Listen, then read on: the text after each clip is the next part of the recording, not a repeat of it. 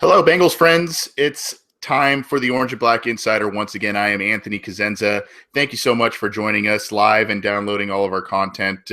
We've enjoyed doing this show, and we are live once again Wednesday night to talk all things Bengals, even though it is the off season, and this is kind of the quiet period of the NFL calendar. But that's not to say that a lot of things aren't happening behind the scenes, and obviously, teams are ramping up for free agency, which begins next month, as well as the draft in April after that. So I am joined by my usual comrades in arms, Scott Schultze from Ohio. Scott, how are you doing? Good. We finally have snow again. Been waiting for. Oh wow, great! Yeah, you've got the proper shirt on for it. You got a nice Hawaiian shirt on. Well, actually, I put it on right before the podcast. I'm like, it's snowing outside. We really haven't had snow since Christmas. What really, it just seemed appropriate. We actually got our son a sled for Christmas, and we've had no snow since then. So at the very least, the Hawaiian shirt just seemed like the perfect attire for tonight. I like it. You got Hawaii on the mind, buddy. I like it. Connor, you and I out here in Southern California are actually experiencing quite some odd weather as well. After basically years of having very little rain over the past probably month to 2 months, we've had a ton of it. Are you staying dry, my friend? Yeah, no, it's weird. Like today, it was super sunny but really foggy, and like I live really close to the ocean. Like you can see it from my house, but it was so like foggy or misty or whatever, you couldn't see the ocean, even though it was like really sunny. It was one of the weirdest things I've seen in a while. Yeah, I say rain. Us Southern Californians aren't the toughest when it comes to a little bit. Yeah, it's like a drizzle, but for us, it's like, oh my gosh, I need like a parka because it's raining outside. What is this? Water? I know. We're not used to it.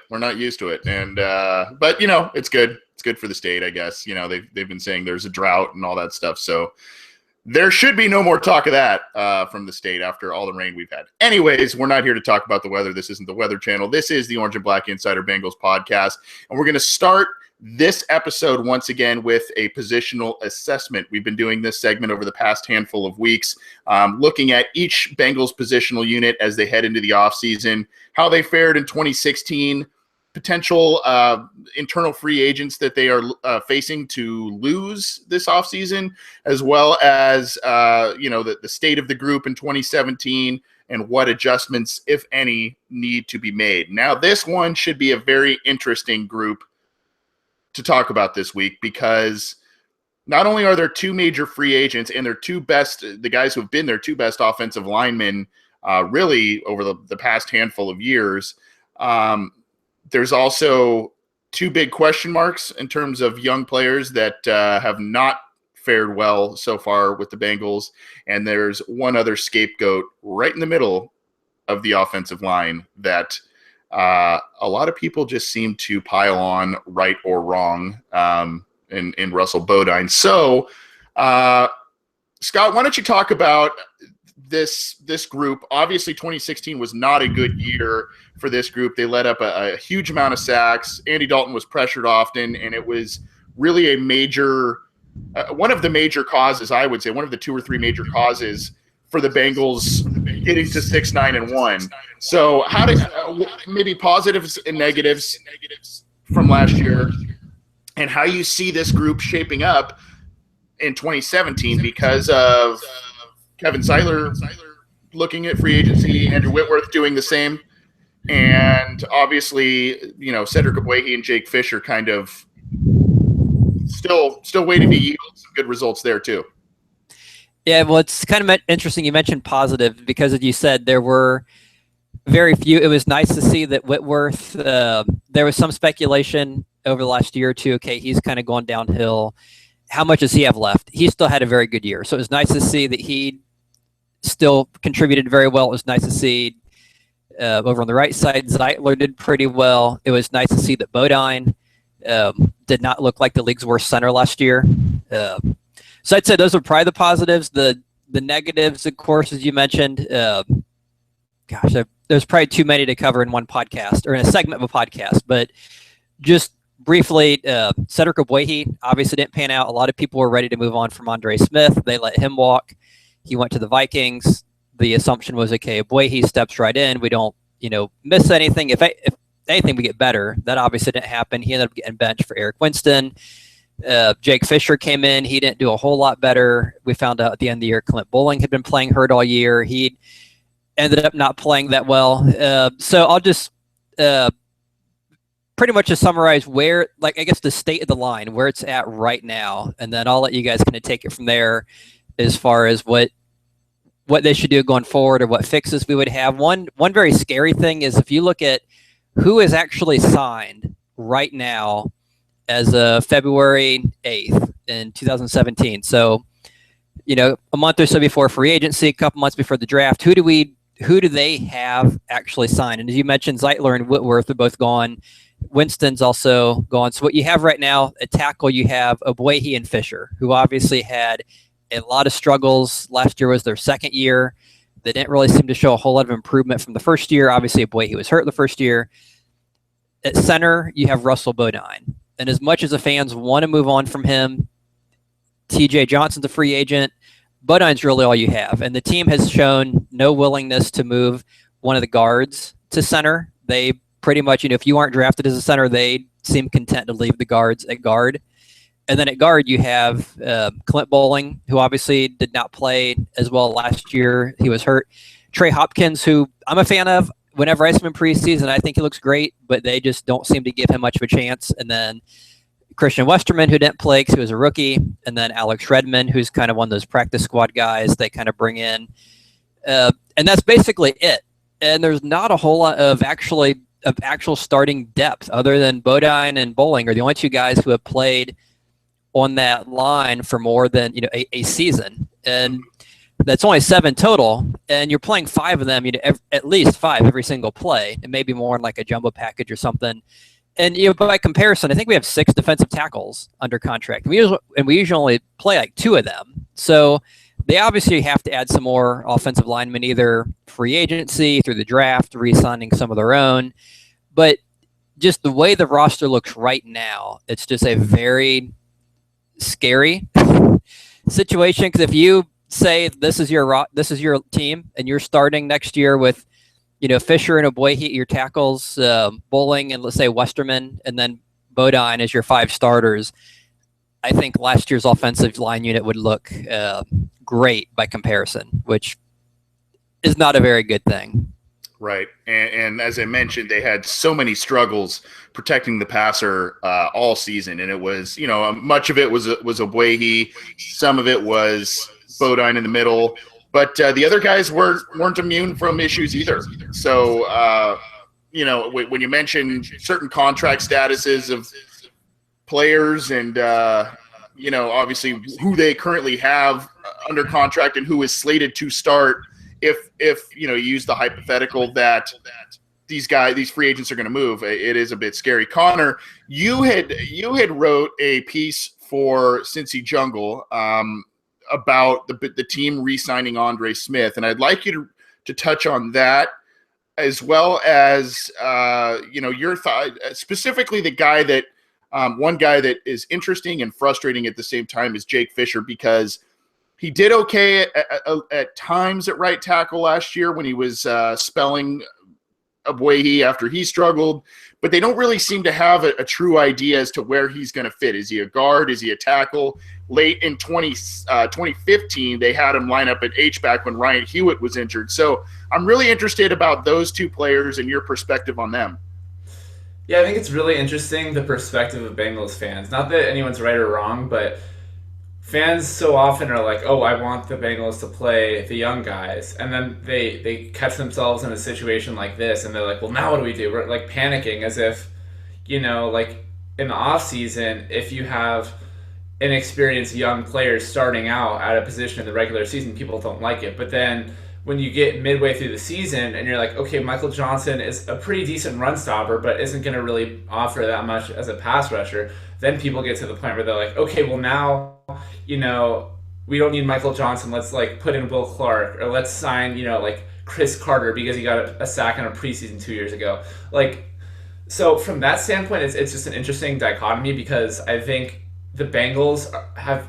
I mean, from my personal opinion, it's neither right nor wrong. It's just an opinion, but I appreciate the way the Bengals are very, very focused on grooming their own. And I know a lot of Bengals fans will disagree with me on that point, but they usually don't catch themselves in situations like this where they don't have, if they lose Zeitler, then what happens. And today I was writing for SBNation.com I was writing basically the post on who are the guys who can get franchise tagged, and I was thinking about the Bengals, and there's really three guys who, in theory, could get franchised in Kirkpatrick, Zeitler, and Whitworth, and those are all legitimate possibilities. The Bengals last year paid Kirkpatrick, I think, like $7 or $9 million, and the franchise for corners is only like $4 or $5 million more than that for 1 year. And granted, it's a lot of money, but to keep a guy $4 or $5 million more when you have all that cap space when you're the Bengals isn't the end of the world. And you could say the same thing with Zeitler, say the same thing with Whitworth. I would think Whitworth would be the last of those guys to get tagged because of the fact that he's old and he's probably the easiest guy to re-sign out of those three. Right. But it's an interesting thing to bring up. And in terms of Ogbuehi and Fisher, I, like most fans, probably wouldn't feel comfortable, with both of those guys starting. You hope that one of them at least is starting, I would guess. Unless the team finds a guy in free agency. But and another topic I'll kind of get into, but not really, is the fact that I think now that the Super Bowl is over, most people are going to start talking about this is one of the worst free agent classes we've seen in a very, very long time. You look back to the 2012 draft. The first round of the 2012 draft are the guys who, if they have their fifth-year option, then they'll be hitting the free agency market for the first time this year. And then rounds 2 through 7, as well as the guys who didn't get that option in 2013, are the guys hitting the market. And you look at the guys, and again, it's not a knock to Zeitler, but Zeitler is by no means a superstar, and he's probably he's going to be the biggest get on the free agency market this year. Where last year you look and you have Cordy Glenn, who's a franchise left tackle. You have I wish I had it in front of me, all these guys, but Zeitler's the number one guy, and if you're looking at the Bengals, he's not even the most talented player on the offensive line. It's Whitworth, and Whitworth isn't the biggest get in free agency because of his age. But it's a pretty weak class. You look at the receivers: Alshon Jeffrey, Terrell Pryor, Deshaun Jackson, Michael Floyd are the top four. I would say Marvin Jones is better than at least three of those guys, or at least was last year. I'd say probably Travis Benjamin last year was better than three of those guys right now. So it's a really weak class. I think there's going to be a lot of think pieces coming out in the near future about that because there just aren't that many big names. And so, it's as fans, we always want the team to spend money and to make these signings. This offseason, I really wouldn't hate the Bengals being pretty conservative, especially considering all the draft capital they have. I think they have like 11 picks in the draft. So I guess to get back to your initial point, there's a couple of things. Andre Smith, I think, would be an awesome signing. We touched on it last podcast. So I won't go way into it, but he's coming off a year where he didn't play because he was hurt. He played probably a couple games, I guess, but then he suffered a season-ending injury. Knows the system. Maybe he kicks inside the guard if that's what, if Zeitler leaves. He's not a guy who's going to be pulling a ton, but then again, the Bengals really aren't a team that use a lot of pulling guards, so really wouldn't be a killer thing to deal with. And yeah, I guess that's kind of it. You have Ogbuehi and Fisher. In theory, last year, 2 years ago, 2015, when they get drafted, you hope by this point they're ready and they're starting on the bookends, and that's obviously not the situation you're in now, but I'm not like a lot of fans in thinking that Dalton's going to get actually murdered if you have Ogbuehi and Fisher at the end starting. Grant, I hope Whitworth comes back, and Zeitler too, which Paul Danner Jr. was saying that the chances I think are 30% Zeitler comes back. But yeah, to sum it up, it's definitely not a great situation. You hope both guys come back. Personally, from my own perspective, I think you don't draft high. You trust your guys. That's what you drafted them for. Is you hope they start to make plays as they get older. It took Dre like 3 or 4 years to get really into his rhythm. It took Iloka a couple of years to get into his rhythm. Sean Williams still he's a pretty good strong safety, but I think it was towards the end of the year where he really started to figure it out. So I don't think it's time to panic. I guess that's all I can say. I agree with you, and I agree because there's still obviously Obuehi and Fisher are really entering just their third season, and Obuehi actually is only entering his second true season of playing, just because of injuries. He sat out First most full of offseason in the NFL too. Never right, had a full offseason yet. right. So I see that. I don't want to say I'm panicky, but I am worried, as like Scott said, just because of it is scary. What I saw with Obuehi last year at right tackle, he just was overmatched, and not always by the elite pass rushers. It was by other guys that were just kind of those marginal okay starters. Scott, I'm looking at, and this is undoubtedly where Kevin Zeitler will be looking in terms of his contract. I'm looking in terms of ballpark. I'm looking at David DeCastro, the offensive guard for the Steelers. I'm looking at his recent contract extension that he signed last offseason to stick with Pittsburgh. Now, he has a couple of Pro Bowl nods, I think, to his, at least one, to his name.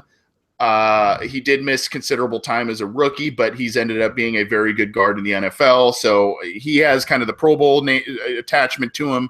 Zeitler doesn't. Maybe that gives him a little bit of edge in terms of money over Zeitler. But that being said, the contract is basically 5 years, $50 million, $16 million signing bonus, and $16 million guaranteed, and he'll be a free agent in 2022.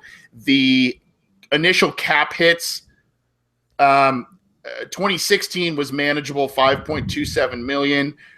2017 is by far the largest, and it's an $11 million cap hit. That's a biggie. But actually 2020 is a little bit bigger than that. That's close to $12 million. But you get the point.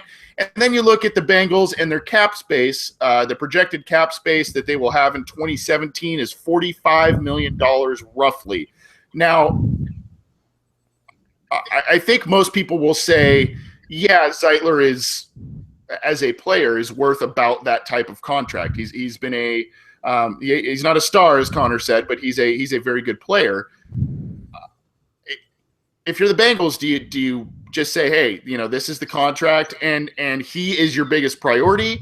I know we've talked about off-season priorities on this show before, but or do you say, we've got too many other holes now, whether it's wide receiver, linebacker, where we need to do things in both free agency and the draft, and that potential $10, $11 million cap hit in 2017 could be spread out amongst maybe 2 or 3 different players?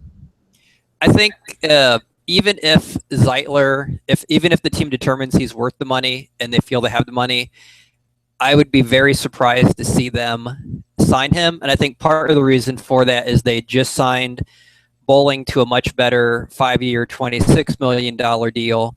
And typically the Bengals seem, especially when Marvin Lewis has been there, when they have 2 positions, they seem to have a tendency to sign one or the other and not both, with the idea being, we have 2 receivers, 2 defensive ends, 2 whatever. We're going to get one of them under contract, and then the other one we just fill in with, whoever, either a cheap veteran, young guys we bring up. You look at something like defensive end. They tried to sign Michael Johnson years ago when he was franchised. He said no. They turned around and gave it to Dunlap. They didn't want to give it to both of them. They did similar thing with safety. They tried to get Reggie Nelson. He said no. Okay, we get George Aloka. I think we have seen the writing on the wall for Jeremy Hill. They re-signed Giovanni Bernard last year. So I think that precludes that Hill probably won't get extended. And I think that applies also to Clint Bowling. He got that contract for a much better deal. I think they were probably thinking, hey, at the time we lock him up long term. He seems to be getting better. Obviously this year he was hurt. That didn't really work out. But, obviously you're hoping he's healthy. He comes back to what he looked like in 2015. So, okay, we have one of the 2 guards. The other one just becomes Trey Hopkins, Christian Westerman, Alex Redmond, someone we draft or something of that sort. So I think just based on their tendency, which seems to be, we're going to sign one, not both, when we have 2 positions. We already got our one. Therefore, the other one's just going to be,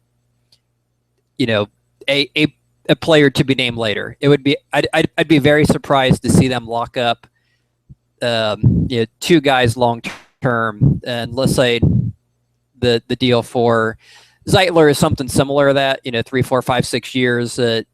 8 to 10 million or something of that sort.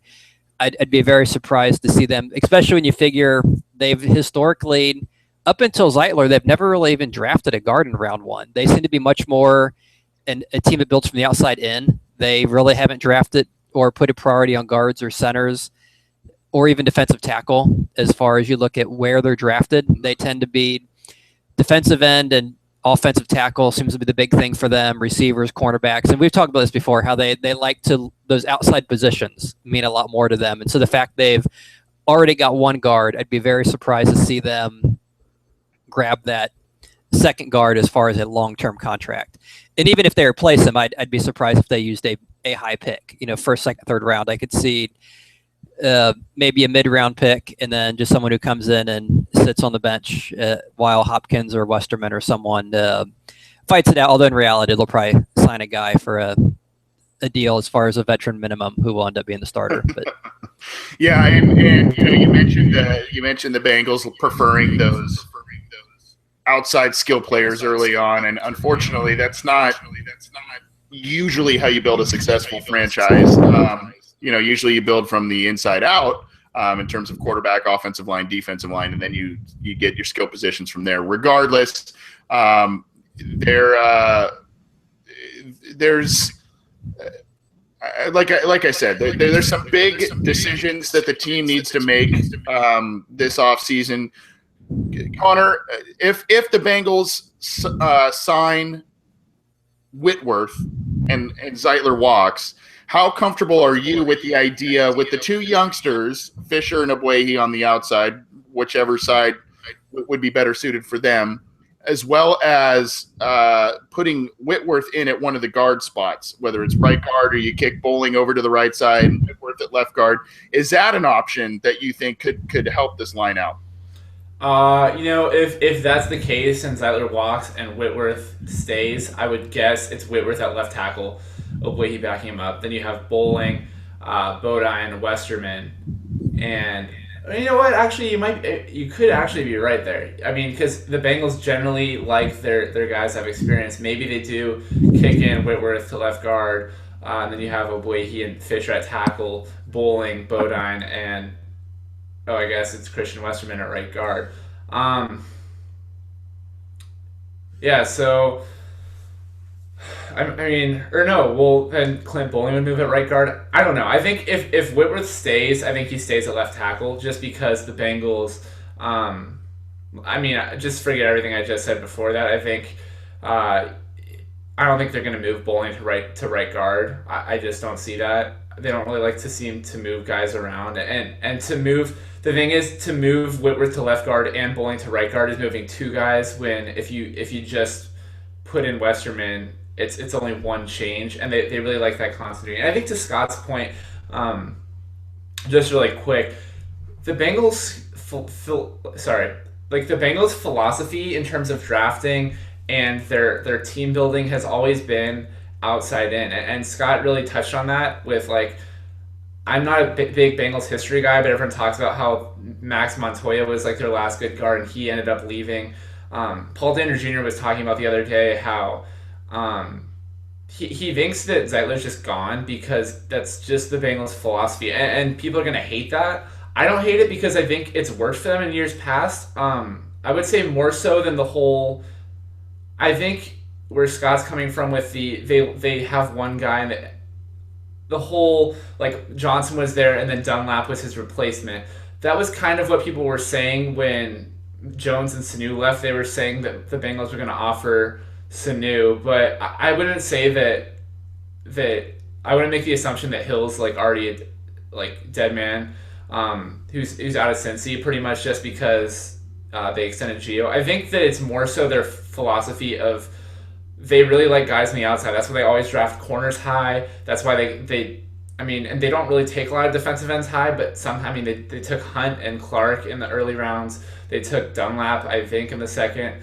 And then you have guys like Gino, Domatot in the fourth round, Billings in the fourth round. And granted, he was a steal, but I think that there's a reason why they didn't draft him higher. It's just a matter of that's the way they build their team. And with other teams, you see the Panthers, for example, under who's their it's now the Bills head coach. Sean McDermott. The Panthers were kind of different in the sense that the Panthers were like they worked from the front back. So they, they built their front seven with guys like Charles Johnson, Coney Ely, K'Wan Short, Star Lotulelei, and then they had Luke Kuechly and Thomas Davis in their nickel packages. So they had all that front seven, and people were thinking, oh, well, they franchised Josh Norman. That was kind of a weird thing for them to do because generally they were just able to plug and play, aging veterans like Kurt Coleman or just like a young rookie fifth rounder, whatever. Put those guys at corner and safety, and the front seven is so good that it will compensate for the lack of playmaking talent on the back end. The Bengals, I mean, Scott kind of touched on it, and I think Andy Benoit was kind of the one who really alerted me to that philosophy, is that it's just that's the way the Bengals built their team, is they build it from the outside corners, receivers, tackles, in. So then all the later guys on all the inside players just aren't as important to the Bengals, which is interesting because they run a lot of interior runs, especially with Jeremy Hill. So I don't know. It's weird. It's a weird thing to me. I don't think it's right or wrong. It's just the way that they've built their team, and who knows? Maybe they change that and they extend Zeitler. So yeah, the Zeitler pick, like Scott said, was a really strange thing in retrospect to see that they picked a guard in the first round. I think it's because they had 2 picks in the first round is why they probably picked him, because it was just a luxury, and you take that when you have it. But I don't know. I wouldn't say that Bowling being signed long term has an impact on whether or not they sign Zeitler. I just think if they think that Zeitler's going to go for the money, and I mean they're obviously going to offer him whatever they want to offer him, but I just don't think that they value the guard position that highly. And I personally, even though I like Zeitler as a player, and I think he's a really good player, he's a solid fit for the team, and it would suck to lose him, I don't think it's the end of the world, because I don't think guard is a very important position for the Bengals, at least. They don't do a lot of pull, like I said earlier, they don't do a lot of pull blocks, which for some teams works really well. Like the Steelers with David DeCastro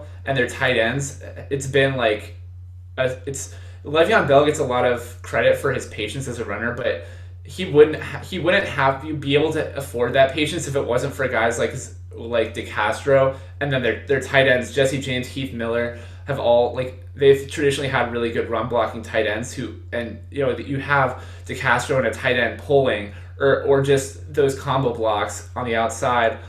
It really made it easy for the Steelers, schematically, for Bell to be able to afford that patience. And the Bengals, meanwhile, don't really do a lot of. They don't do. I mean, they do some zone blocking, but it's not to the same extent as a lot of other teams. They seem to run the ball up the middle a lot more, which is kind of frustrating as a fan because it's a little less exciting to watch. But it is what it is. So I mean, yeah. And that kind of plays into an argument for the Bengals too. When you talk about DeCastro and his effect on the Steelers, and you look at Marcus Pouncey, their center, who's been a Pro Bowl player. I mean, it kind of plays into the team re-signing Zeitler and the need that they have to do that, and Whitworth as well. I mean, I don't want. It's a fine line to walk, because this team obviously has done the deal where they've let these longtime veterans who may or may not have earned their playing time play over these possibly exciting young players that they have on the bench. But I mean, I think at this point, what you're getting from Zeitler. You might get a little bit lesser product from Whitworth just because of the age, but he's still a very good starting left tackle at this point. Here's my thing. I agree with you, Connor. If Zeitler leaves, the Bengals aren't, it's not like dire straits and all of a sudden, they're going to stare at another losing season automatically just because they lose their starting guard. My thing, though, is when you look at last offseason and how the lack of continuity and the losing of certain players that had a great chemistry, mostly on offense, affected this team, whether it was the coaching staff, the wide receivers, all these players and coaches left. And it really, I think you saw it affect the product on the field. And I don't think the team, and I guess this is kind of the double-edged sword that comes with, quote unquote, drafting well and developing certain players well. I don't think they can experience another offseason of losing important players, It seems like the coaching staff's going to stay intact, so that's at least good from a continuity perspective. But I just think that the team, with their good players, they need to keep them. And if for some reason they can't, then they need to go out there in free agency and they need to make moves to better their team, because if they lose guys and sit on their hands once again in free agency, that's not going to sit well with the fans, and there's not going to be any tangible evidence of improvement on their team from a 6-9-1 season last year. So to me, especially when you've heard it from so many people, continuity on the offensive line, and the fact when a group plays together for so many years, they know their strengths and weaknesses, they know their tendencies and the game plan. I think it's important that the team keeps that intact, and I think that's why Zeitler is maybe more important than other. If he were to be a free agent in another offseason, it's just that continuity perspective for me. I agree. I think it just feels like a waste of resources at the end of the day. You drafted a guy so high, and it's the same thing with Dre. You drafted a guy high. Zeitler, he definitely, learned he got good like earlier in his career than Dre. But both these guys, you took them high. They've become the guy you wanted them to be. You just can't lose them in free agency, especially this year, like you said, AC. It's just. You look at the free agent market, and who is there if you lose Zeitler? There's like TJ Lang, who's older. I think he's in his 30s. Well, he'll be as expensive. And yeah, he's just as expensive. And then behind him, there's such a significant drop off. Dre, I think, is going to be easier because you look at the corner market, and there's a lot of guys. He's like, I think we touched on it last episode. And plus, you have guys like Sam Shields, Tramon Williams, who just got cut. It's a replaceable position, and so.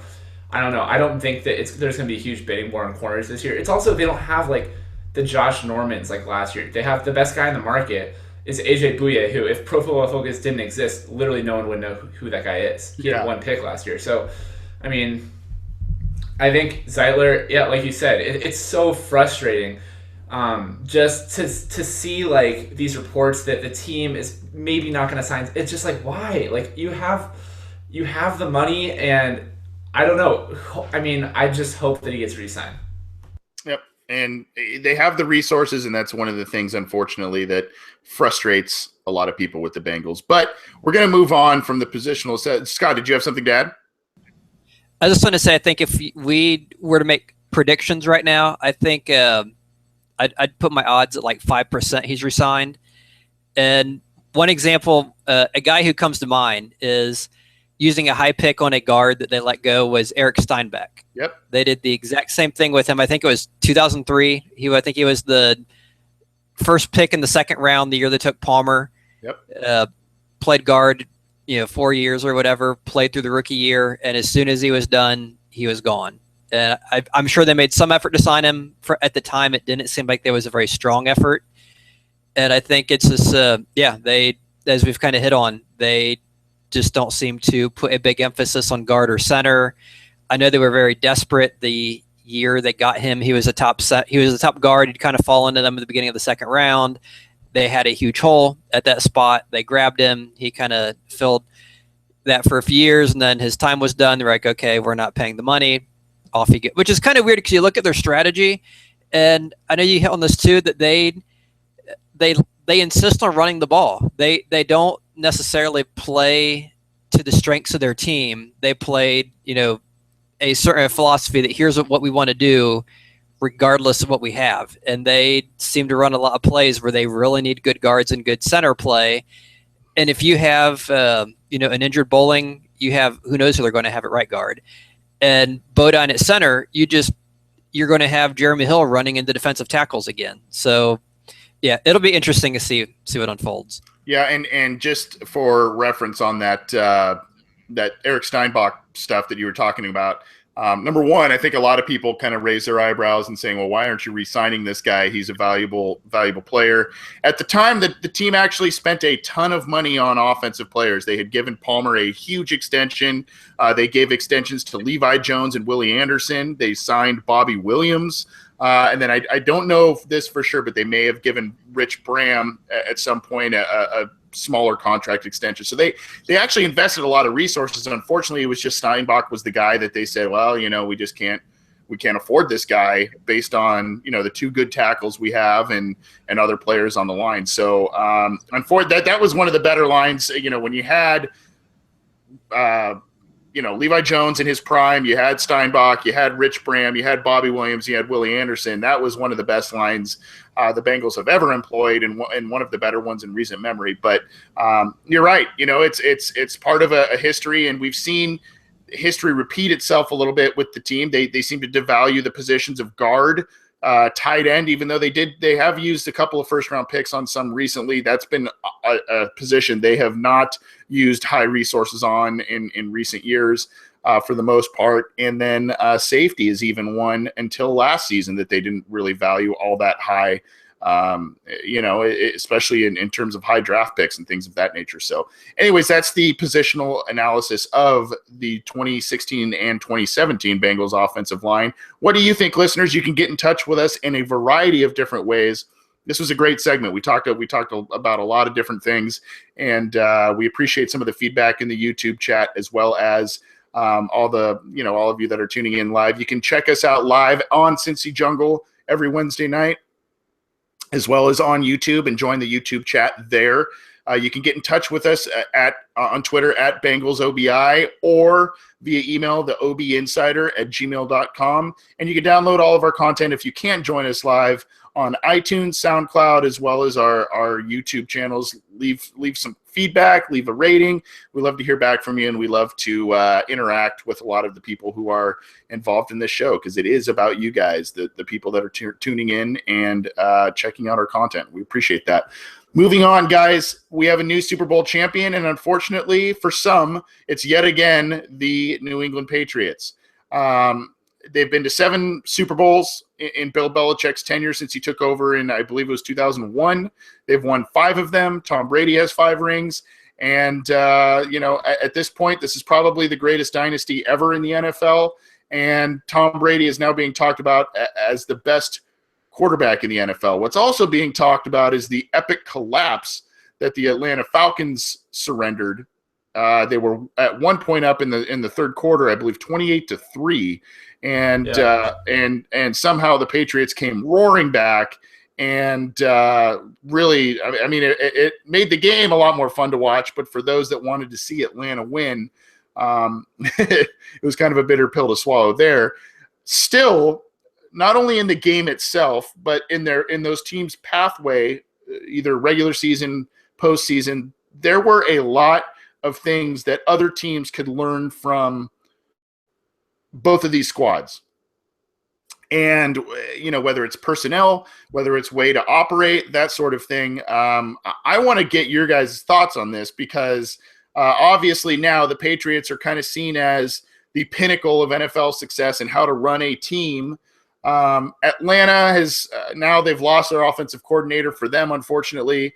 They have a head coach who seems to have rejuvenated that team, though. Scott, I'll start with you. If you were to look at the Falcons and the Patriots, what is one takeaway that the Bengals should grab and run with in 2017? I would say, I guess if I was going to come up with one takeaway, it would be, do not do what the Falcons did on third down. That was just absurd. I went back and charted it. I was trying to look for something to mention on the podcast as far as the Super Bowl. The Falcons were 1 for 8 on third down, and that's kind of putting it generously. I went back and looked, because I knew they threw on some of those, and I wanted to see, okay, what did they really do? They threw on every single third down attempt the whole entire game. And that just gets to be, if you're the Patriots and that's all they're going to do, it makes covering it a heck of a lot easier. So let's give it a quick rundown. First through their third downs. 3rd and 5, begin the first third down they had in the game. Pass, they get sacked. Next time they have a third down, 3rd and 3. So shorter, more manageable. They pass the ball again, they get sacked. Next time, 3rd and 6, go for a pass, incomplete. Next time, 3rd and 4, again, they go for a pass, incomplete. But they do get a penalty. It led to a first down. They're one third down conversion all game by penalty. Next time they had third down, it was 3rd and 11. It was kind of the end of the half. There was killing the clock. So, okay, that one they get not a pass, but they get a waiver on that one. Second half, first third down, 3rd and 1. You need to figure 3rd and 1. You've got to be able to make.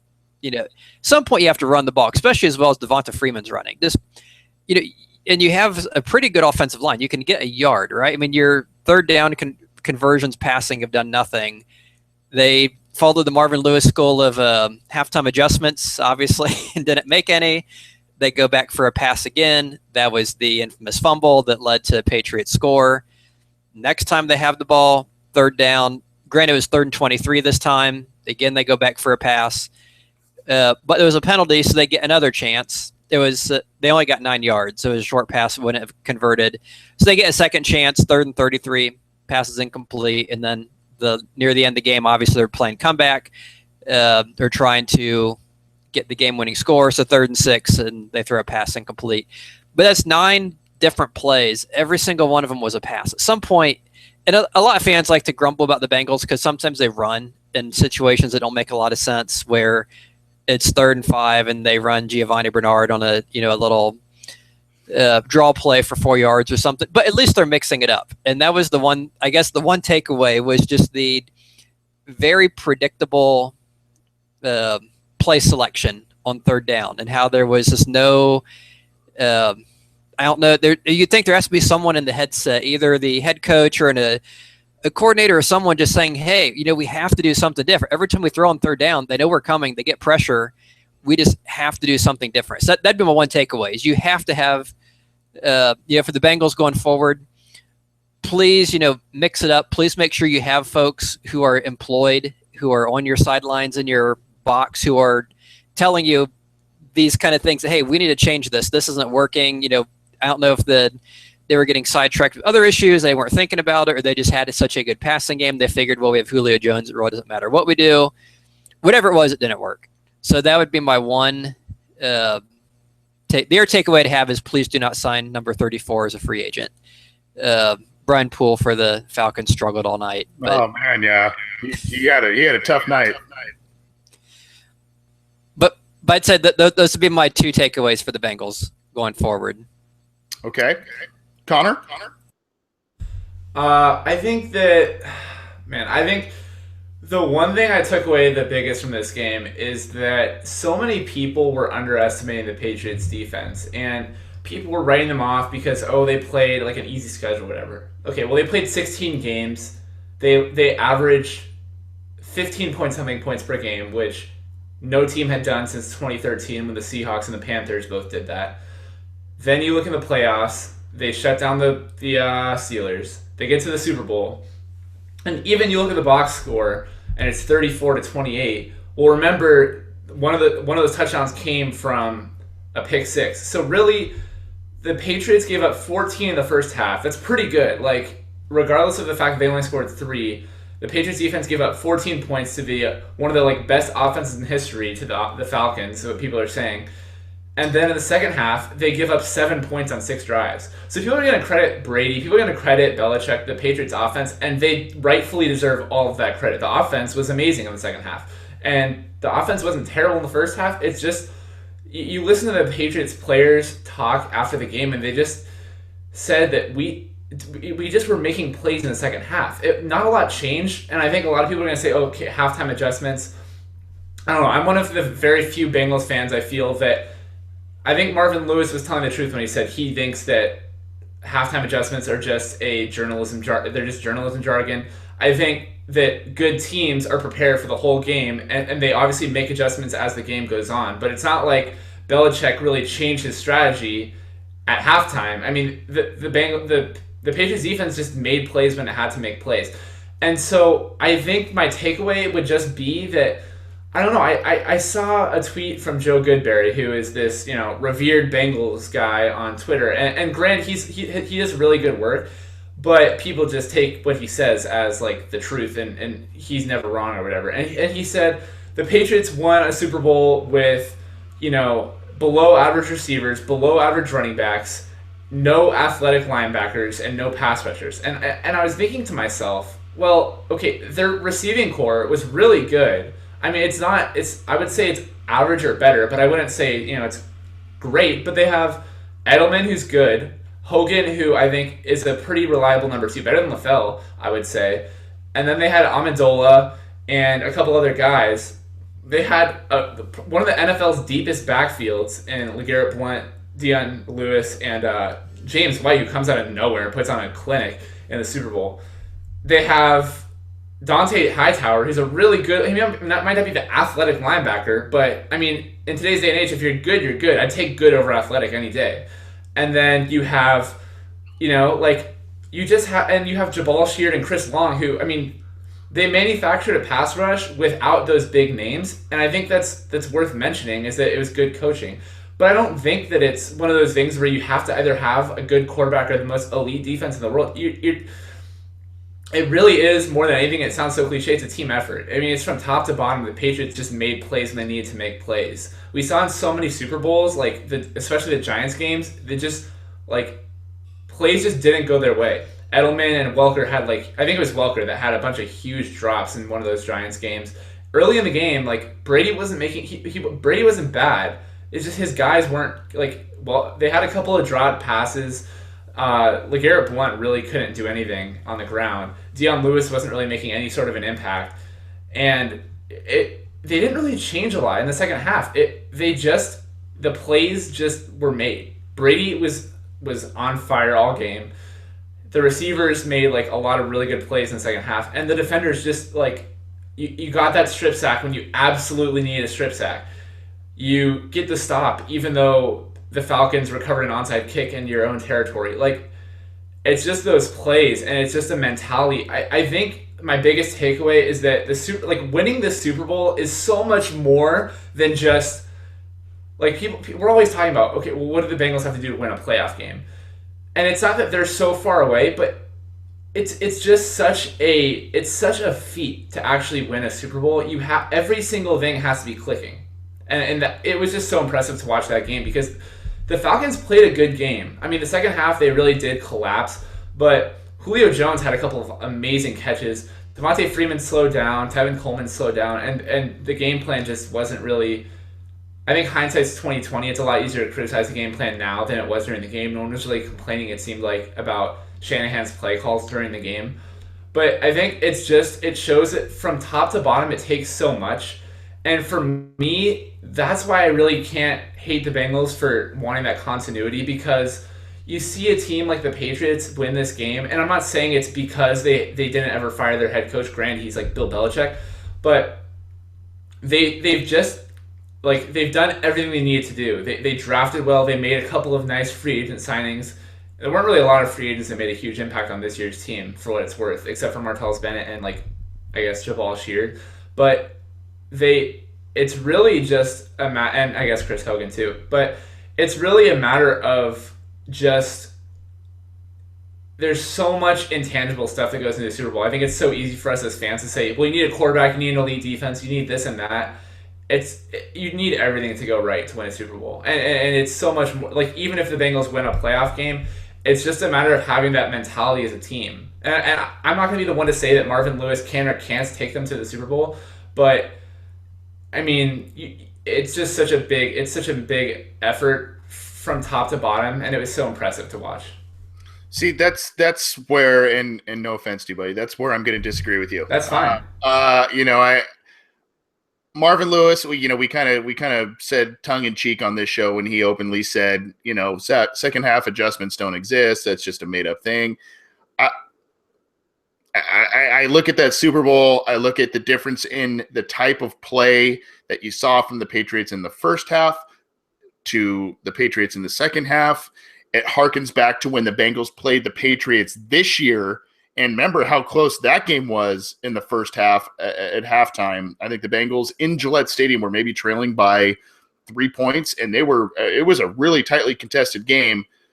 All of a sudden, the Patriots made adjustments, used their tight ends way more than they did in the first half, and the Bengals got blown out.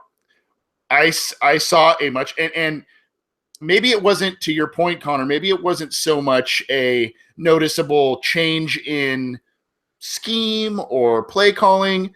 I also kind of throw into second half adjustments in rallying the troops and saying, there were drop passes in that first half. There were poor throws by Tom Brady. Protection wasn't good.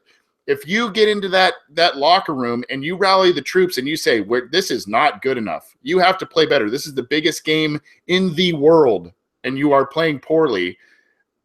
That to me is a second half adjustment. And maybe not everybody looks at it that way, but that is a coach getting the team together and having them play better in the second half. So if I'm the Bengals, I would say, looking at the Patriots, second half adjustments do exist. And I think, and not only, halftime adjustments, but in-game adjustments. It doesn't have to be in the locker room. Well, yeah, I think my whole point was in-game adjustments definitely exist, but yeah. I think the whole notion that, like, you go into a locker room at halftime and you can basically transform an entire game plan into the 30 seconds. And in the Super Bowl, you have a lot more time. But, like, in a regular season game, the notion that you can just, rally the troops. I mean, rallying the troops, I think, it's a good point. I definitely agree there. But the whole notion that, okay, well, we're just going to flip the script now, erase everything we had on the whiteboard, and write everything else back down. Yeah. See, I'm not buying that either, and I agree with you there. I think, I think that it's more, hey, what has worked for us in the first half, whether it's on defense or offense? Let's kind of stick with a grouping of plays on both sides of the ball that have worked for us. Let's kind of get rid of some of these other things that haven't been working well for us, and let's kind of stick with that. And I think you saw some things change for the Patriots, and it might just be better execution, however you perceive it. To me, I think adjustments exist, and I think the Bengals, that is for all the talent they have on the roster, for all of the good things Marvin Lewis has done, I think that is one critical area where he has epically failed in being the Bengals head coach. And I hope that if I'm looking at if I'm the Bengals and I'm looking at the Falcons, I'm looking at free agency. And I've been a more vocal guy over the years in terms of the Bengals being more active in free agency and outside free agency to better their team.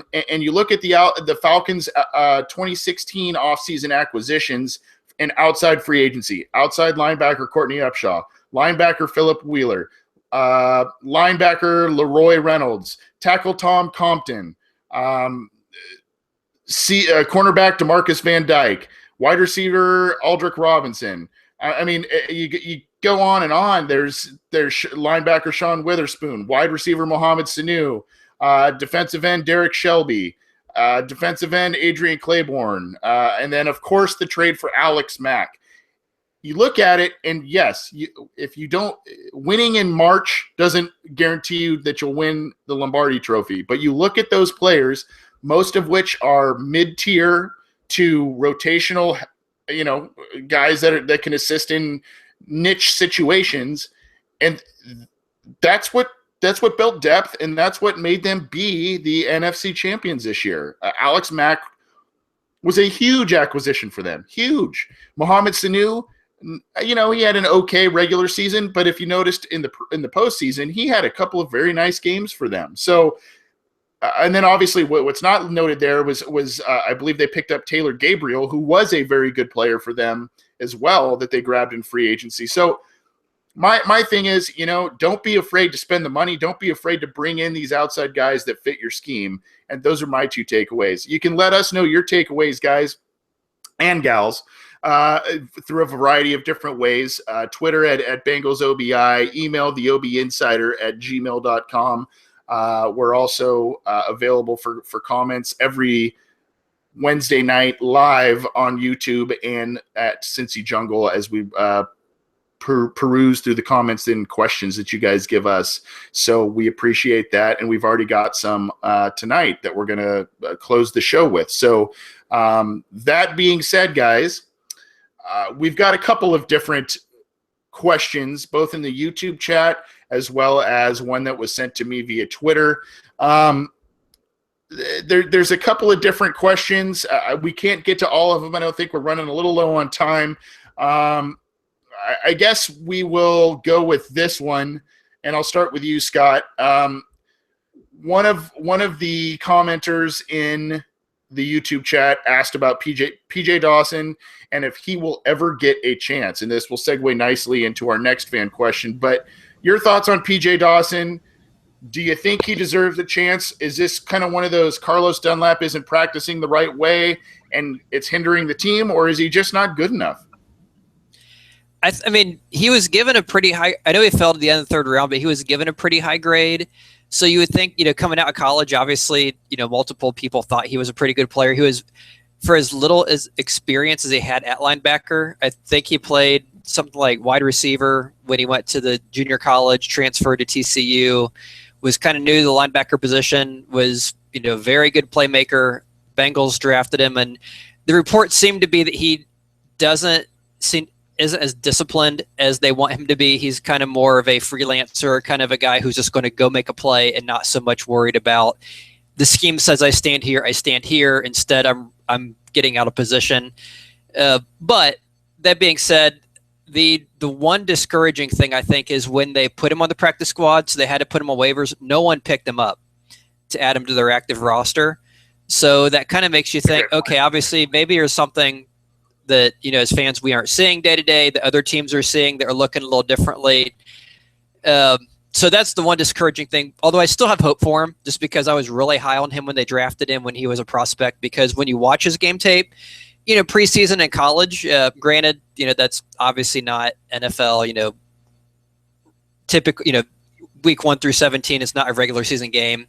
But when you watch him play, he does make plays. He is a good player, and it kind of reminds me of he might be taking the Vincent Ray route where he was undrafted, but his first 2 years he really didn't play very much. He got in, I think, maybe 3 games his first year, and got in more second year, but really didn't contribute much. Was more of a bench warmer, special teams kind of, will throw you in and just kind of here and there. But then his third year really took off, really had a chance to become a contributor, gotten much more regularly. Once he kind of got in the scheme, the Bengals were like, yep, this is a guy we want. So the hopeful thing for PJ Dawson and for people who would like to see him get a chance is maybe he's taken that route that, okay, he's had his couple years to kind of get in the system, to make the coaches say, okay, we really think this is our guy. We're ready to go forward with him.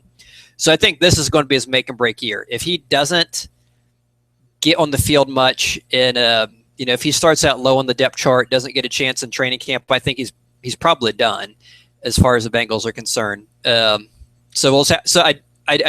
not ready to write him off yet, just because they do have a track record of guys taking a slower route. I think Connor had mentioned Dre Kirkpatrick earlier. I mean, gosh, he's first round pick, and I think he was 3 years before he became a starter. So there's still a chance. Until he's officially off the roster, I'm still kind of, there's a few guys like him and Jake Kumara who I'm expecting someday. Yeah. And I agree with you. I think that PJ Dawson was probably my favorite pick of that draft class. I had high hopes for him. Very instinctual player, made a lot of good plays at TCU when he was in college. There was, I don't want to say character concerns, but there was just some dumb young kid type of actions on his part that, some coaches didn't like in his past. I think he slept through meetings and, other stuff like that. And I think some of that has trickled over to the Bengals. And that's probably why he hasn't seen too much time. But, and Connor, it's kind of a shame with the 6-9-1 record last year. The Bengals didn't give a lot of these guys chances as the year wore on. You would think once the season was kind of out of control and they were out of contention that, they would kind of see kind of what they did in 2010. They would see what they got out of what they have out of some of these young players. What are your thoughts on PJ Dawson going forward? I mean, first of all, really quick, I disagree in that sense, in that I think a lot of guys did get to play later on the season. Nick Vigil played a lot in nickel packages. Darquez and Josh Shaw both got snaps. You saw, I mean, the Bengals tried everything on the defensive line, especially in nickel, with they re-signed Wallace Gilberry because they had played, Will Clark, Marcus Hunt, all these guys inside and outside. They still couldn't get any sort of a pass rush. Deshaun Williams saw some late snaps late in the season, and granted, it wasn't probably as much as many fans would hope for, but and then even on offense, you have Jake Fisher, Cody Core, and Tyler Boyd getting snaps. So I disagree on that and from that point. But in terms of PJ Dawson, I mean, let me just read you his scouting profile because okay, all the goods we all know he was a good player in college, but weaknesses, okay, there's certain things about football or whatever, but then the non-football scouts are, quote, very worried about his personal character and say he's not beloved within the program. Questions have been raised about his commitment to the process, and then just straight up not a film studier. An AFC West regional scout. He's an early round player without any question, but you don't have to dig around very deep or very long to realize that his personal character is going to be a major issue for some teams. My grade will be 2 rounds later than just the talent grade. It has to be factored in. And then another scout, just to be fair, says, I'll make sure he stays alive in our building because he's just that good. So I don't think that it's... And people are going to say the Bengals are being unfair by not letting him play. But I mean, if a guy's not studying film, which, if he's not studying film, none of us know whether he is or not. But it's very easy for fans, I think, to make assumptions of what a guy is or isn't doing. If he's not studying film, I don't think he should be on the field. I don't think most fans who understand the game would think that a guy should be on the field if he really isn't studying. That's your job. What else are you doing for the 6 days between your games? So, I mean, I don't know. I hope he gets a chance. I hope he earns that chance. I don't think the Bengals should just say, okay, well, we drafted this guy in the 3rd round, and whatever that draft was. Yeah, let's put him on the field. I think if he earns his chance, he earns his chance. And that's why you see teams like the Patriots, and fans always are like, oh, well, watch this guy go to the Patriots and become a great player. The Bengals are one of those teams that really is able to get a lot out of guys who don't seem to have a lot left to give. Adam Jones has been retread and comes to Cincinnati and has a great career. Terrence Newman is like 35 when he's still making plays for the Bengals, and then you have guys like Burfict who fall completely out of the draft because of concerns that scare scouts and teams, and now he's a superstar. And I mean, there's still, obviously he's not perfect, but if PJ Dawson isn't watching film, I mean, it's hard for me to, and again, the Bengals he passed through waivers, didn't get claimed by a single team last year. So teams are very, very scared of that, or else someone would have claimed him. Like 1 of 31 teams would have claimed him if teams weren't afraid of that. So I think it's very, very, very naive of fans to just think that, oh, well, this guy got drafted, how he should play. Because we really don't know anything going on behind the scenes. And I'm sure if the Bengals beat writers had the permission or knew what was going on, that they would say that. I don't think the Bengals are trying to cover that up or anything like that. I think that if someone saw, Paul Dawson's sleeping in his car while everyone else is at practice, which again, that's completely made up. No one say that. Like it's just an example. But if something like that's going on, I don't think any fan would actually want him to play. I think it's just right now, okay, well, we drafted him high and he's made a couple of plays in the preseason, so let's see him play. But in all reality, none of us really, really know what's going on. Yeah, I mean, I feel you. And obviously, coaches want to see players do things the right way. Well, I also don't think it's just them trying to make an example. I think if he isn't studying film, he's not going to be good in a game. Like if you have concerns with a freelancer, I mean, if a guy's not watching film and he's a guy who's labeled as a freelancer, he's going to mess up like on at least one play in the game. Right, and we don't know if that is for sure the case. That was the college tag on him, and we don't know. We've heard a couple little things, maybe that missing meetings and stuff like that. I do agree with both of you. It is a little concerning about him clearing waivers, after being such a talented college player. The one thing I can say is just I hope that after being released and spending time on a practice squad with a team, I hope that's kind of a gut check, a reality check for the guy. If he isn't studying the right way, if he isn't preparing the right way, I think we all can agree the talent's there.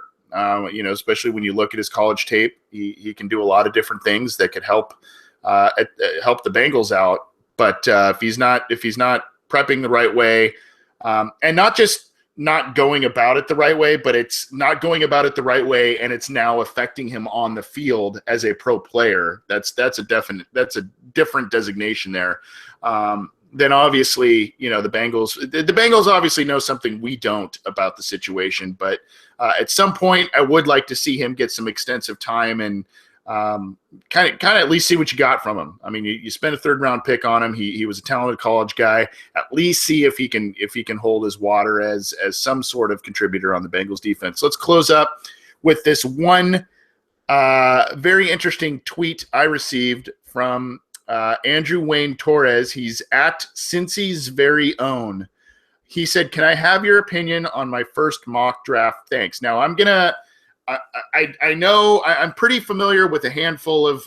He's got a 5-round mock, and obviously I'm kind of familiar. I'm pretty familiar with about, and he did things with the compensatory picks; those were included there. So, in a 5-round mock, we're looking at 7 picks. I would say, personally speaking, I know quite a bit about maybe 4 of the picks. But I wanted to get your guys' thoughts on this, both player and position-wise, okay? So, Scott, I'll start with you again. Here's the rundown, okay? 5-round mock, 7 picks. Number 1 at number 9 overall, Reuben Foster, linebacker out of Alabama. 2nd round, Marcus Williams, safety out of Utah. Round 3, Tyus Bowser, edge rusher out of Houston. Number 4, and this one's round 4, the first pick in round 4, and this one's pretty interesting to me. Kareem Hunt, the running back out of Toledo. And then the other 2 picks in the 4th round, Josh Reynolds, wide receiver from Texas A&M. Terrell Basham, defensive end out of Ohio. And then another guy I know pretty well just from being more of a local player, DeMonte Kazee, cornerback out of San Diego State. Any thoughts on that? Either the certain players that stick out to you, value, and how this particular person prioritized positions for the Bengals?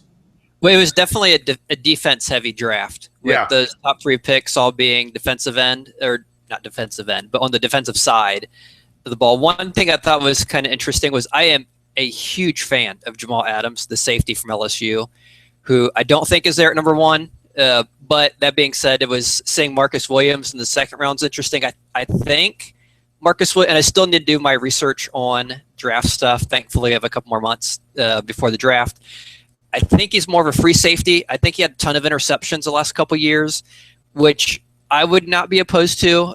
I thought the second safeties were better in Cincinnati when we had Nelson at free safety and Iloka could play up a little more. It seemed like this year, because Sean Williams had some coverage issues, especially early in the season, they just were out of position a little bit. If Marcus Williams was to be a free safety, kind of replacing what we had with Reggie Nelson, we could put Iloka back up a little closer to the line.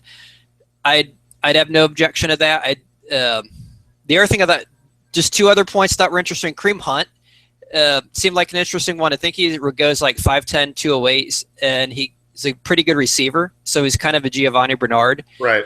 So it kind of makes you want and you could see, okay, if Rex Burkhead's leaving, but I'm not sure if they use a 4th-round pick on a backup for Gio since they just re-signed Gio. Plus with Hill there. Granted, Hill may only be there another year, but I do think that'd be, unless they see something in, a way they could utilize both Gio and Hunt at the same time. But the one I thought was the most interesting was Terrell Basham, the defensive end from another guy from the MAC, which the Bengals don't tend to draft too much from the MAC, but he's kind of a guy that I've seen kind of rated everywhere from as high as the 2nd to down to the 4th or 5th. And part of it is because he is from the MAC, but he was Defensive Player of the Year. He seems to be a guy who gets a lot of pressure, really gets at the quarterback. The biggest knock on him just seems to be that he plays in the MAC. But, you get good guys from everywhere. And Jason Taylor, who's a Hall of Fame caliber guy, I think he went to Akron. So he just made the Hall of Fame. Yeah. It's like, not saying that, that this kid from OU would make the Hall of Fame, but still, that there's not to say, okay, because you see guys from like Troy and, Kutztown State and these places who end up being really good players. So I don't think that just because they're from the MAC, there's a reason to knock him, but he's what the Bengals need. They need a pass rusher. They need a defensive end, and he seems big enough that he could play more than just third down. So without knowing the guys in as much detail as I think we'll know in April, other than the Hunt pick, which was kind of interesting, and obviously I don't know all the reasoning behind why the picks were made, I thought it was very interesting. Bengals have a strong defense, making it stronger, obviously. I think no offensive line might be the one concern, but that depends on what they do in free agency. But anyway, that's my 3 cents. Okay. Not 2, 3 cents. Connor, again, just real quick recap, 5-round mock draft from I got it pulled up. Okay, go for it. So I'll go pick by pick. Reuben Foster, I've kind of made my opinion known. I think linebacker is a position where you can get later in the draft. The Bengals don't really seem to draft it high.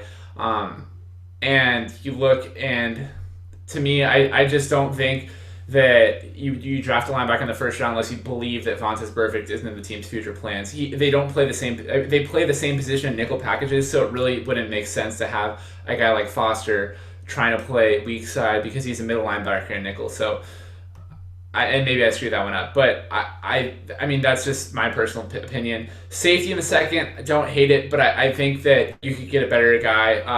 I think you have to get an edge play in the first 2 rounds. I would hope in the first round. Like I said before, Taco Charlton, Solomon Thomas, the 2 guys I think the team will take. I guess I won't really go super into it down the whole list. What I'll say a couple of things. Number 1, mock drafts at this point really should just be taken with a grain of salt because none of us know what happens in free agency. Number 2, I think that a lot of fans are thinking kicker. Granted, there wasn't a kicker in this mock draft. I think a lot of people are mock drafting kicker 10 rounds before he's going to get taken. The Bengals aren't going to take a kicker in the 4th round. I think we all learned that last year. Maybe they take one in the 6th or 7th. I would guess they don't. Right. Because, like it or not, there's college kickers out there you can just get undrafted nowadays. So I don't really see a need to take a kicker in the draft unless you think there's a guy there. And granted, the team has a lot of picks this year, so maybe they do. Another observation I have: people are taking running backs really high. I don't know what the team's plans are for Jeremy Hill. I think it's a pretty big assumption to assume that the team is going to take a running back high. That being said, if Burkhead's gone, and I think if Burkhead leaves, you take a guy maybe in the 5th round to replace him. But what's the point in drafting a guy high only to see Jeremy Hill have his comeback year? And Grant, we really don't know what happens. But if you do that, you're kind of writing your own destiny and limiting possibilities, I think, just from my own perspective. And then finally, what I'll say is I'll just give you one sleeper guy who I really like. Safety, if we're going to go safety, Obi Melifonwu from UConn. He gets the comp of George Iloka being a 6'4", 219-pound safety, really long, really tall, built in that mold, which, if he falls to round 4 or 5, he's one of those guys where you look at his physical measurables and he's a guy that you just have to take there because I don't think the team needs a safety at all. I think the team could go the whole draft without taking a safety. But if you have a guy like that with those physical attributes, you even read his draft profile and it kind of says the same thing. Elite size, premium athletic traits that show up. They're saying he's going to have a major combine where he just blows the charts off. Iloka was kind of the same type of player, and the Bengals took him in the 5th round. So if he lasts that long, even though you have Deron Smith, I don't know. I think you take him and Clayton Fedulum is definitely an expendable player, even though I like him. He's kind of one of my boys on the team. But there's going to be guys. I think my last observation, guys are going to become expendable on this team with 11 players in the draft. Clayton Fedulum, maybe even Alex Erickson after last year. If you get a guy like Benny Cunningham in free agency, who's kind of one of my boys, made a ton of plays for the Rams, really good return man, and he's kind of a Rex Burkhead type player out of the backfield. You get one of those guys, and there's players that become expendable, and you cut the loose weight. And I like Erickson, I like Fedulum. I hope they both stay. But when you look at the team right now, they have a lot of players, and they have a lot of picks, and some guys are going to end up getting cut. Granted, they're probably not going to re-sign a lot of guys that are on the free agency list, so to speak, but that there's still going to be guys who are, like Marcus. What do you do with Marcus Hardison when he comes back? What do you do with Brandon Thompson next year? A lot of guys where it's going to be an interesting thing to get into. Yeah, and again, kudos to Andrew Wayne Torres for this mock draft. To me, I like some picks. I love a couple, and there's maybe a couple things I don't like. Well, really only one thing I would swap. So, to me, I agree with you to a certain extent, Connor. I think Reuben Foster and Vontaze Burfict are very similar players, but I think those two next to each other, if you can find a way to make them play next to each other, that is that would be a good thing for this defense, obviously. And then you get Andrew Billings back up front, and all of a sudden some things might be remedied that were issues last year. I really like.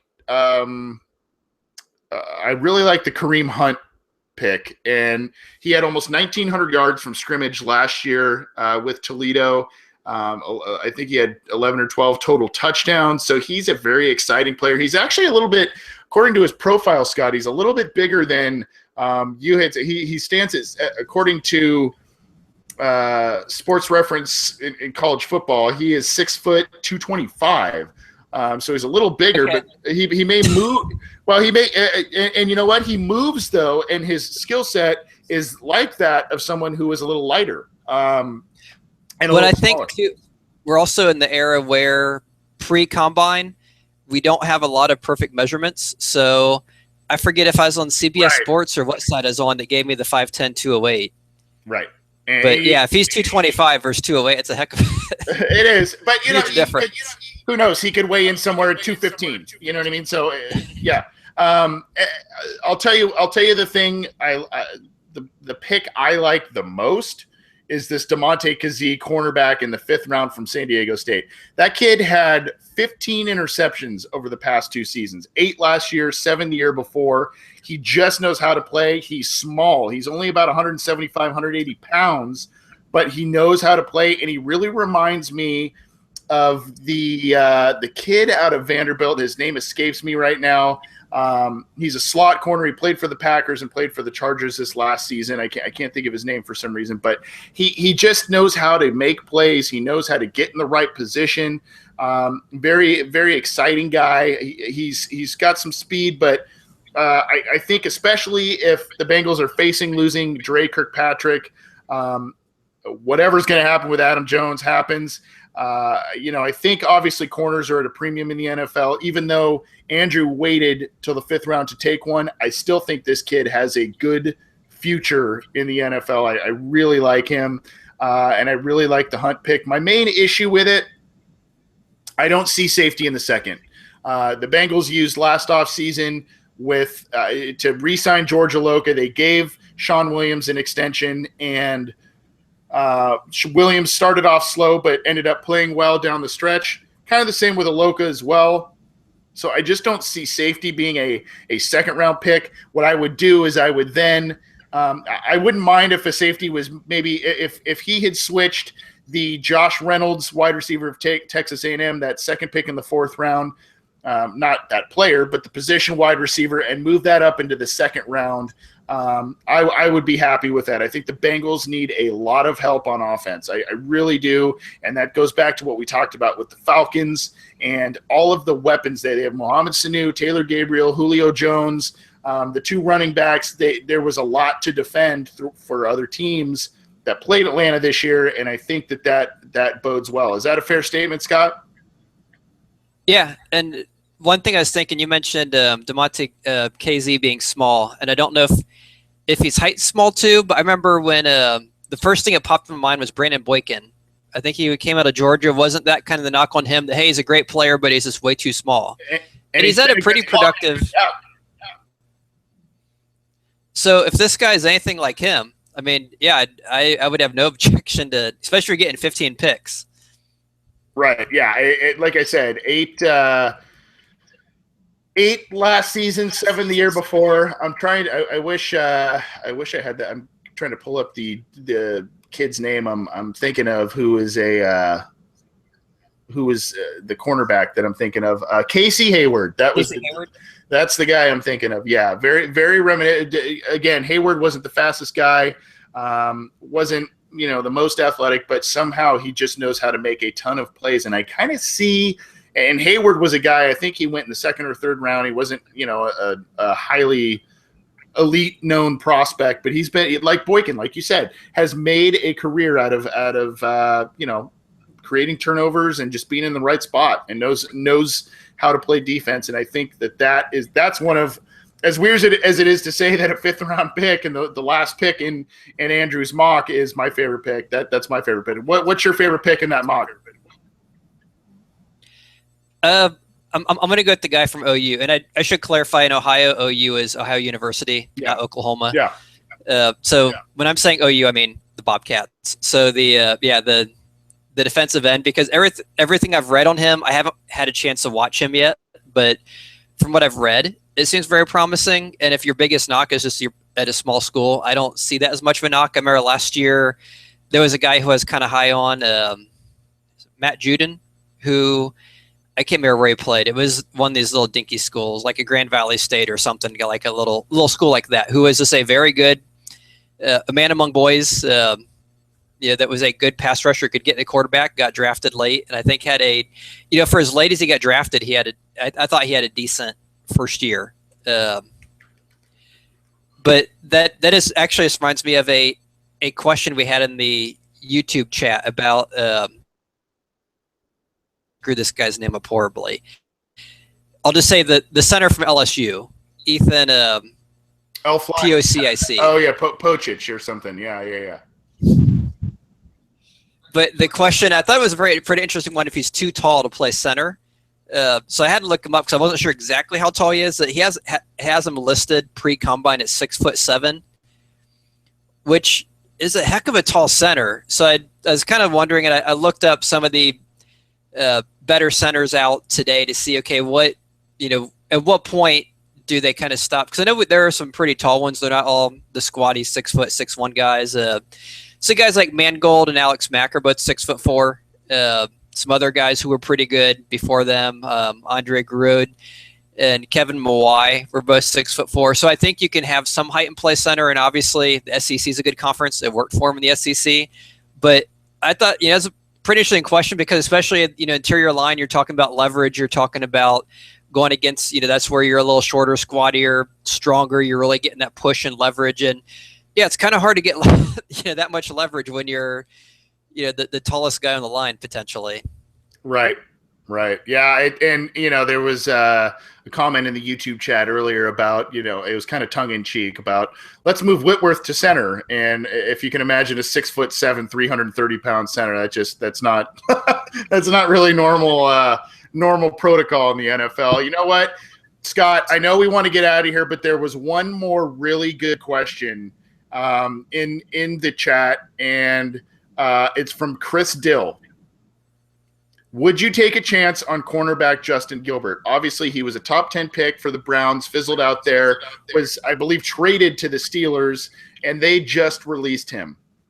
Now, given the issues that we've constantly chronicled with Kirkpatrick and Jones here, is that a guy – now, granted, you don't want to obviously say, hey, Justin Gilbert's going to be our starting corner or number 3 corner, but maybe a bottom-of-the-roster guy that you can maybe say, hey – we can develop you into the talent we think you are. Obviously, there's a lot of measurables and things like that scouts drooled over with him. I don't know. I have my hesitations, but this also very much seems like a Bengals-like free agency move. Former high pick, they can get on the cheap and try and develop low risk, potentially high reward. What do you think? I'd say yes for 2 reasons. One, after all the players the Browns have taken from us over the years, we mentioned Eric Steinbach earlier, Andrew Hawkins, Frosty Rucker, et cetera, it'd be nice to take one of their players. And like I said, obviously he was not with the team for all this year. He ended up with the Steelers. But I think the one advantage he would have here versus the teams he has been at in his career so far is we don't need him. He's a kind of a luxury. He's a guy you can sign to a very minimum, prove it deal. Here's a 1-year league minimum contract. It's better than bagging groceries or whatever. I don't know what else he'd be doing. But if you look at the alternatives, hey, we're going to give you this. We don't really need you. We have, although depends on what happens with Kirkpatrick, but in theory, you have Josh Shaw, possibly Dre Kirkpatrick, Dirkwise Denard, William Jackson III. So he's a guy that, you bring in, you kind of sit him on the bench. One of the things you tend to hear about the Bengals that I would hope is true is that they seem to have a pretty good, strong locker room, strong leaders. They don't take a lot of crap from players. That if he comes in, if he's lazy, not paying attention, has no interest, they could say, okay, you're gone. We're not really out anything. It was a cheap deal, probably very few guarantees. And it's not like they're so desperate at cornerback they have to keep him, have to play him. They obviously have other options. And it kind of reminds me of some of the things I've done before. They've had other high picks who have fizzled, who they've brought in. There's a couple of defensive ends. Derek Harvey, guy who was drafted by the Jaguars. I think they brought him in one summer, tried him out for a couple of weeks. I think DeMontre Moore was a guy out of Texas A&M who was a higher pick. They brought him in for a try and kind of let him go. There's another guy, I think it was from LSU, and it's going to drive me crazy what his name was, but kind of a similar situation. He was a higher pick, highly regarded, didn't work out. They brought him in for a while, tried him out for a month or two. Jamal Anderson? Yeah, well, okay, he was another one. There's another guy. Whoever he is. Sam Montgomery. Is that what you're talking about? Yes, Sam Montgomery. Yeah. Okay. Yeah, so they have a track record to bring guys in like that. Taylor Mays, he's seventh round, they got him for a seventh rounder. He was a high pick, got some playing time. I think Terrence Newman was mentioned. Obviously, he was a lot older and much more productive. But yeah, I mean, this is the kind of thing they look for is, who are these very cheap, very good bargains that we can bring in and just, see what happens. And if it turns out that this guy turns it on and wants to play in the NFL, you have at the very least a backup or a special teamer, and at the very most you could have a guy that could even be your Dre Kirkpatrick replacement, heaven forbid, or a guy who is at least out there contributing on defensive snaps somewhere. Yep, and this I agree with you. This makes sense in a couple of respects for the Bengals, not only because of the track record. I mean, the list of former high picks that they've brought in, that they've tried to, make into reclamation projects. The list is just immense. I mean, you look at, besides all the names you listed, there's also Tank Johnson, there's Cedric Benson, there's Larry Johnson. I mean, the list is just immense. And sometimes it has worked out very well for the team. Sometimes it's worked out, even if temporarily, hey, that was an okay little pickup. It was cheap, and the guy gave us a couple plays, and that was great. Other times it has not done well. Even if it was a cheap deal, they either didn't make the roster or, there's a litany of names that we can list off in that respect as well. The other facet that makes sense with Justin Gilbert to the Bengals is they love either by their own drafting or another team's drafting. They love first-round secondary players. They love. I mean, granted, the two safeties they have now are not, but they had Reggie Nelson, a former first-round player in the secondary. They had, you mentioned Newman, who was a former first-round player, Kirkpatrick, Adam Jones, Darqueze Dennard. They've got William Jackson III. They love these first-round players in the secondary, and Gilbert would be another one. Now, I don't know if he necessarily fits their defensive scheme, but he's got immense athleticism, and that he could be had for cheap, and it just totally seems like a Bengals signing. My one concern, and Scott, if you were on Twitter, you would have seen this. Wink, wink, nod, nod. Joe Thomas. Yeah, Joe Thomas, obviously future Hall of Fame tackle for the Browns, caught wind of the Steelers releasing Gilbert, and he made some sort of comment as well. This is the pattern that occurs. I don't have the exact quote in front of me. Basically, this is the pattern that occurs with a player that doesn't love football. So that's a little concerning. to say the least. And obviously that wouldn't bode well for the team getting a good dividend from a guy like Gilbert. But, it would be a low risk, high reward type of deal. And I think most fans would be for it. And, it wouldn't really cost the team that much money, I don't think. But great question, Chris. Appreciate it. Let's close up. We've gone a little long, Scott, and I know it's a little later for you on your end. Any final thoughts before we get out of here? Actually, two. One, I've been giving this some thought today, and I really think since you're kind of like our head or the leader of our little podcast, and since you have the really cool mesh hats that seem to be very popular during the presidential campaign that we just finished up a couple months ago, that I think you need to release a order banning all fan questions for a couple weeks so we can stop and have a good review of how we're going to look at these fan questions and really make sure we're getting good, legit fan questions in.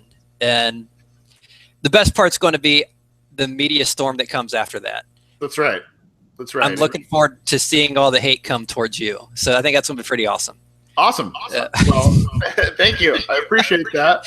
Outside of that, on a positive note, I will say my UD Flyers are 18-5, so they're in first place. And thankfully, we did not do anything crazy like the St. Bonaventure VCU game, which anyone watching, that was a pretty absurd thing. And almost reminds me of the Sam Weish comments about the guys throwing things on the field about, you're not in Cleveland, don't do crazy things. And you probably don't follow too much A-10 basketball, but St. Bonaventure was playing at home, losing the whole game. VCU's the tournament team. They'll probably be on a 7, 8, 9, 10 seed, not a number one, but a decent tournament team. They're playing at home, have a chance to upset them, hit a 3-pointer end of the game to win the game. The student section storms the court with a second still on the clock.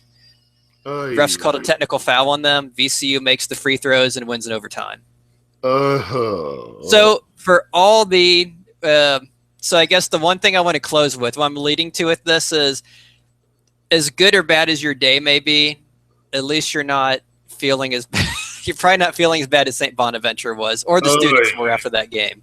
Well, I don't know what's worse, man. Hearing students do that, or seeing college and pro football players toss the ball back in celebration before they cross the goal line, as they are potentially scoring a touchdown, and it ends up being either a turnover or something of that nature. That's pretty brutal, man. I love when those are called non-touchdowns, though, because it just kind of sells the point that, hey, hang on to the ball. Well, and to your first thing, yeah, I mean, I'll take the fan ire if that's what comes with it. But in all seriousness, I think you and I both would agree that a lot of all of the fan questions we get are very, very good. I wish we had time to get to all of them. Unfortunately, we just can't. Otherwise, this would probably be a marathon show, and which we wouldn't mind because we have great listeners. But we just, for time's sake, we can't do it. But thank you all for tuning in live via Cincy Jungle and YouTube. You can find all of our content on both of those websites. You can also download our audio content on SoundCloud. All of our video content is on our YouTube channel. Please check that out. We're also available for download on iTunes.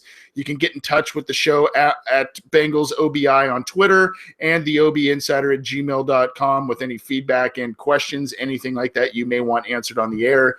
We appreciate all of the support. We appreciate you tuning in, and we will see you next week. Hoo day.